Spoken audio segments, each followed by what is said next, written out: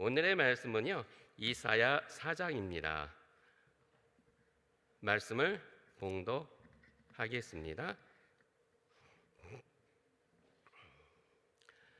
그날에 7 여자가 한 남자를 붙잡고 말하기를, 우리가 우리 떡을 먹으며 우리 옷을 입으리니 오직 당신의 이름으로 우리를 칭하게 하여 우리로 수치를 명케하라 하리라.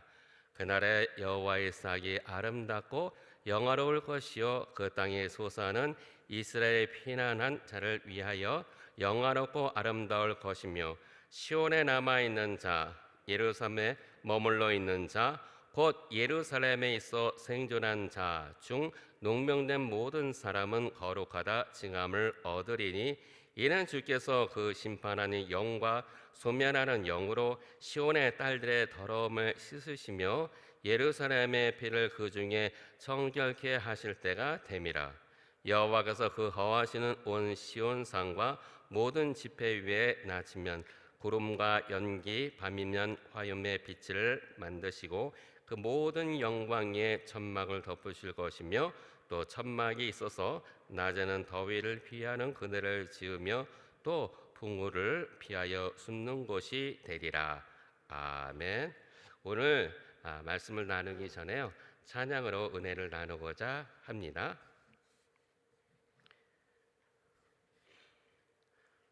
십자가 그 사랑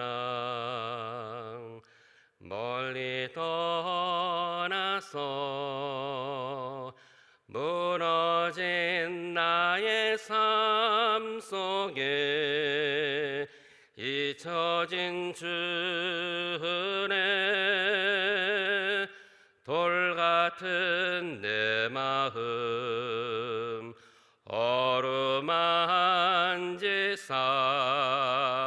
다시 일으켜 세우신 주를 사랑합니다.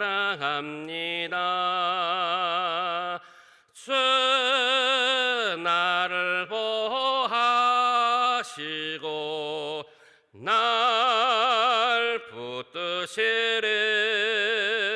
나는 보배롭고 존귀한 주님의 자녀라.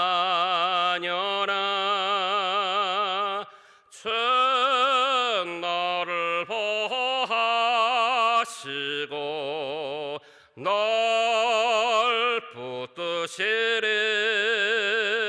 너는 보배롭고 존귀한 주의 자녀라. 지나간 일들을 기억하지 않고 이전에 행한 모든 일 생각지 않으리. 사망의 강물과 길을 내시는 주, 내 안에 새일 행하실 주만 바라보리라. 주 너를 보하시고 널 붙드시리. 너는 보배롭고 존귀한 주님의 자녀라. 주 너를 보하시고 널 붙드시리. 너는 보배롭고 존귀한 주의 자녀라. 주님, 저희들은 주님의 자녀입니다. 주님의 자녀로서 늘 살아감에 부족함이 없도록 성령이 함께 하심을 감사합니다. 오늘도 주님께 맡기며 나아가고자 원합니다. 함께하여 주옵소서. 예수 그리스도 이름으로 기도드립니다. 아멘. 오늘의 제목은요, 하나님의 싹을 통한 사랑입니다. 오늘의 요절 말씀은 2절로 그날의 여호와의 싹이 아름답고 영화로울 것이요 그 땅의 소산은 이스라엘의 피난한 자를 위하여 영화롭고 아름다울 것이며. 아멘. 본문을 보겠습니다. 하나님은 남유다의 지도자로부터 백성에 이르기까지 말씀대로 살지 않은 죄를 책망하신다. 그러나 사랑의 하나님은 유다 백성을 포기하지 않으신다. 징계가 끝난 후에는 예루살렘을 새롭게 일으키실 세 가지 희망을 남은 자들에게 약속하셨다. 첫째, 회복의 약속이다. 징계를 통해 거듭난 하나님의 백성에게 영화롭고 아름다운 열매를 약속하신다. 징계가 끝나면 이스라엘 땅은 다시 젖과 꿀이 흐르는 땅으로 회복될 것이다. 둘째, 거룩한 백성으로 거듭나게 하신다. 풀무에 단련된 금이 찌꺼기가 없는 것처럼 심판하는 영과 소멸하는 영이 유다 백성의 더러움을 쏘낼 것이다. 심판과 소멸의 영이란 유다 백성이 당하게 될 주전 701년의 아수르의 침략과 587년의 바벨론의 침략을 의미한다. 고난을 통해 죄를 깨달은 성도는 다시금 깨끗이 씻기고 정결케 될 것이다. 셋째, 임마누엘의 하나님이 함께 하신다. 징계를 통해 새롭게 된 백성은 출애굽한 백성과 같다. 하나님은 구름과 화염으로 임재하셔서 백성들과 동행하시며 지키시고 인도하시겠다고 약속하신다. 이 모든 약속은 하나님의 삭, 곧 메시아를 통해 이루어질 것이다. 하나님의 약속을 믿었던 이스라엘 백성들은 오실 메시아를 대망하며 예루살렘의 회복을 기대했다. 그리고 하나님의 약속은 마침내 예수 그리스도를 통해 성취되었다. 이처럼 하나님의 사랑은 인간의 죄와 성실치 못함에도 불구하고 포기하지 않으시고 구원의 역사를 이루셨다. 변함이 없으신 하나님의 사랑 때문에 오늘 우리 모두가 하나님의 자녀가 될 수 있었다. 그래서 십자가의 사랑은 가장 완전한 사랑이다. 오늘도 하나님의 사랑을 찬양하며 감사하는 하루가 되자. 하나님은요, 유다의 지도자들과 시온의 딸들의 죄 때문에 타락한 유다에 대해 처절하게 심판을 하십니다. 여기서 시온의 딸들은 일반적으로 예루살렘의 여자에 대한 애칭으로 많이 쓰여졌는데요. 여기에서는 유다의 모든 여자들 가운데서 유다의 지도자들의 아내나 상류층 귀부인들을 가리킵니다. 오늘의 이사야 4장은 남은 자들을 위한 구원의 약속을 감동적으로 묘사하고 있어요. 사실상 유다는요, 하나님 대신에 세상 것들을 의지하여 종교적 도덕적 부패가 크게 달해 있어 하나님의 심판을 받아 멸망할 것입니다. 그러나 하나님께 대한 믿음과 의로운 행실을 지킨 신실한 남은 자들에게 있어서 그 심판날은 오히려 축복과 영광의 날이 될 것이라고 예언합니다. 그럼 본문을 살펴보겠습니다. 1절 보겠습니다. 그날에 7 여자가 한 남자를 붙잡고 말하기를 우리가 우리 떡을 먹으며 우리 옷을 입으리니 오직 당신의 이름으로 우리를 칭하게 하여 우리로 수치를 명케 하라 하리라. 1절은요, 시온의 딸들의 사치와 타락한 삶과 그것에 대한 심판에 이어 계속해서 그 결과에 대해 3장 18절로 24절에서 말해주고 있습니다. 보시면은요, 18절에 주께서 그날에 그들의 장식한 발목고리와 머리의 망상과 반달 장식과 귀고리와 팔목고리와 면박과 화관과 발목 사슬과 띠와 향압과 호심부와 지환과 코고리와 예복과 겉옷과 목도리와 손주머니와 손 거울과 세마포과 머리 수건과 너를 제하시리니 그때의 썩은 냄새가 향을 대신하고 노끈이 띠를 대신하고 대머리가 숱한 머리털을 대신하고 굵은 베옷이 화려한 옷을 대신하고 자자한 흔적이 고운 얼굴을 대신할 것이며 라고 기록되어져 있어요. 이것을 히브리어를 현대어로 번역한 한글 성경에서는요 이렇게 표현하고 있습니다. 그날의 주님께서는 장식용 발목걸이와 머리띠와 반달 모양의 목걸이, 귀걸이와 팔찌와 면사포, 모자와 발찌와 허리띠와 향수병과 부적, 가락지와 고걸이, 예복과 겉옷, 외투와 손지각, 손거울과 아마포 옷, 머리 수건과 너울을 다 없애 버리실 것이다. 그때에 그들에게서는 향수 냄새 대신에 썩은 냄새가 나고 허리띠에는 노끈이 감길 것이다. 잘 다듬어진 머리털은 다 빠져서 대머리가 되고 화려한 옷을 입던 몸에는 상복인 자르옷을 입고 고운 얼굴 대신 수치스러운 자국만 남을 것이다 라고 말해주고 있습니다. 바벨론의 침략으로 인해서요 많은 남자들이 희생이 되어 유대는 많은 전쟁으로 인해 남편을 잃은 부인들이 생겨나게 될 것입니다. 그동안 사치스럽게 몸을 치장하고 음란한 눈빛으로 남자를 유혹하던 여자들은요 남편을 잃게 되자 남편을 구걸하는 추태를 부렸어요. 여기에서 읽어보뇨 완전수로서 많은 여자들이 한 남자에게 경쟁적으로 매달릴 것을 의미하고요. 붙잡고는 성윤리와 가족관계에 깨뜨리는 것을 나타내 주고 있습니다.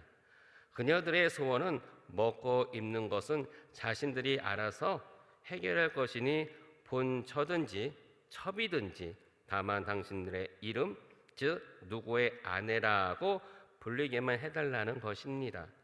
예나 지금이나 여성들이 남편의 직업에 따라 호칭이 바뀌는 것을 알 수가 있어요.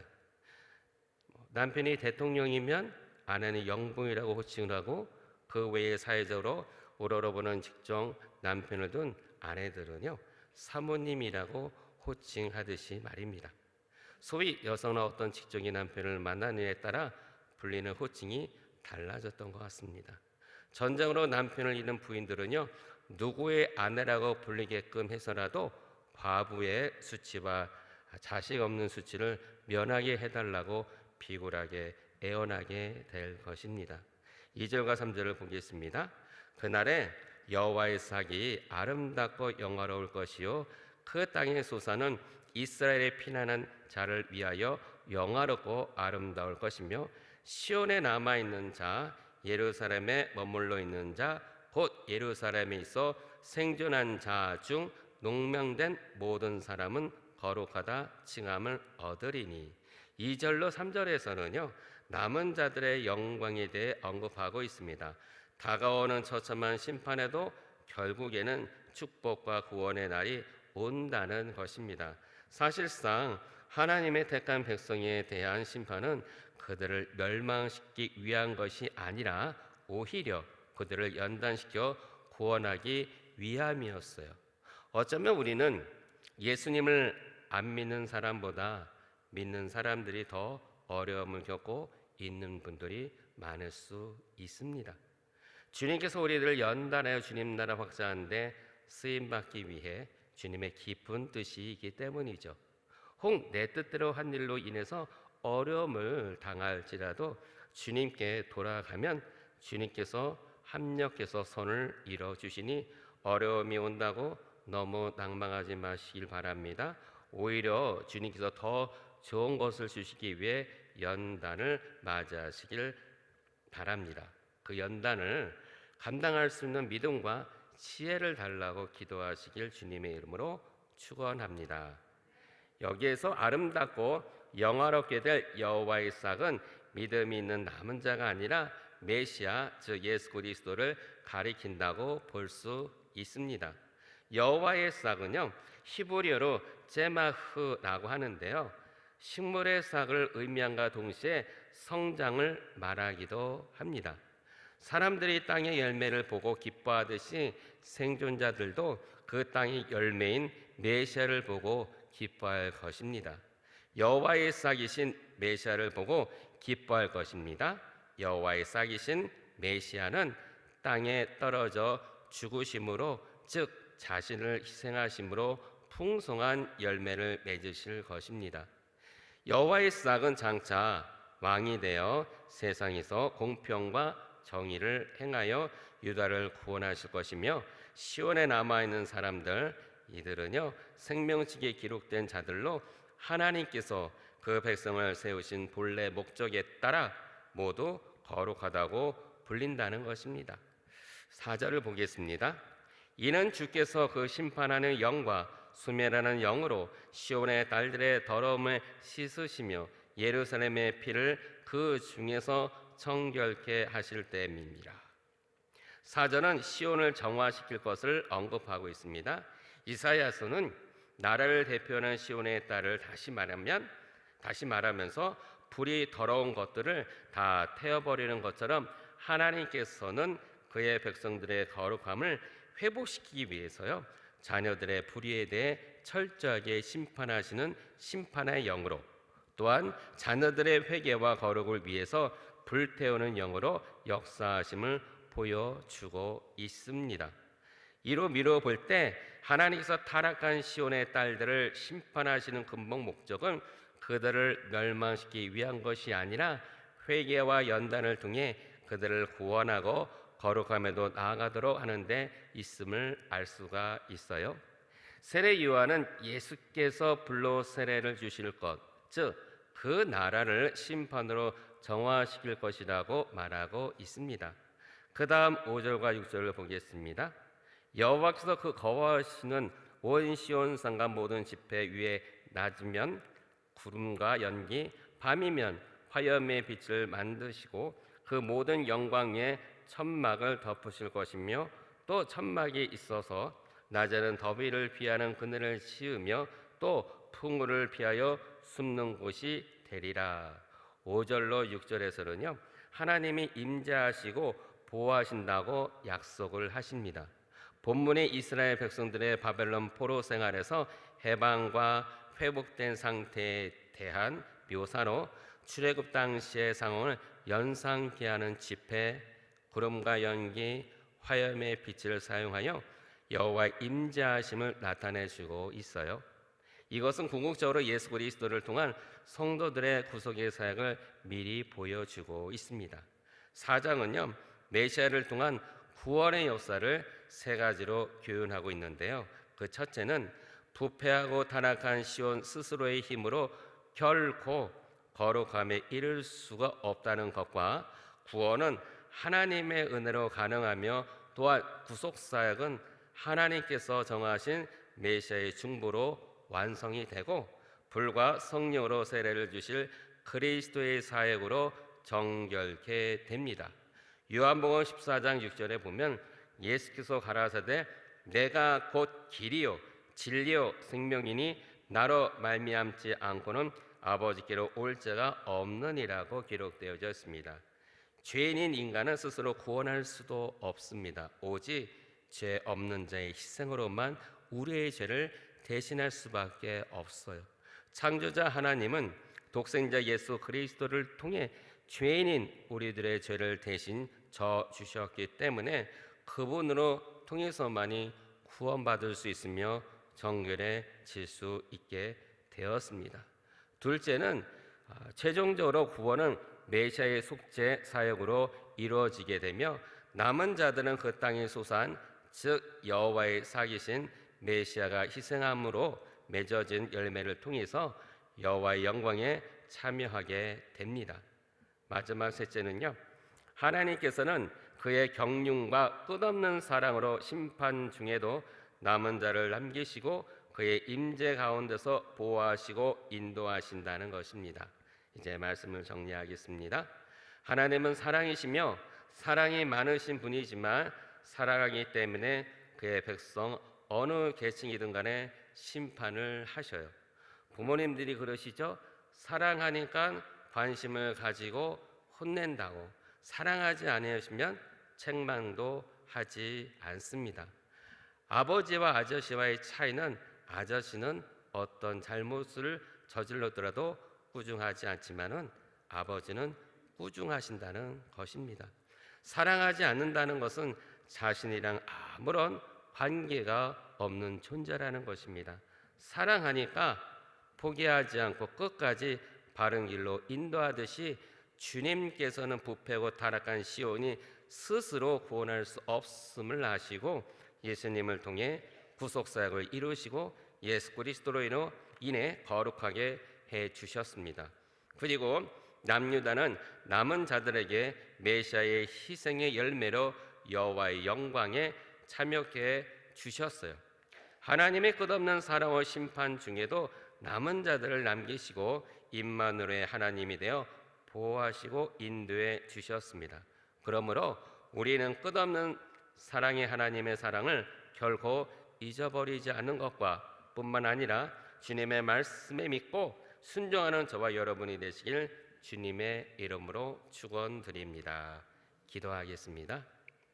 사랑의 하나님, 주님께서 우리에게 사랑의 편지인 성경 말씀을 주셔서 우리를 진리의 길, 생명의 길로 인도하시고 주님이 원치 않으시는 길을 갈 때는 교훈과 훈계해 주시는 주님의 사랑에 감사드립니다. 우리의 죄로 인해 주님과의 단절된 관계를 독생자 예수님을 통해 회복해 주시고 주님의 자녀 삼아 주심을 감사드립니다. 연약하고 부족한 저희들 주님의 끝없는 사랑으로 저희들을 눈동자처럼 지켜봐 주시고 보호 인도하여 주시옵고 주님의 영광에 참여케 하여 주시옵고 저희들 주님께서 베푸신 은혜 결코 잊지 않도록 하여 주시옵소서. 어제나 오늘이나 항상 동일한 주님께 감사드리며 예수 그리스도 이름으로 기도드립니다. 아멘.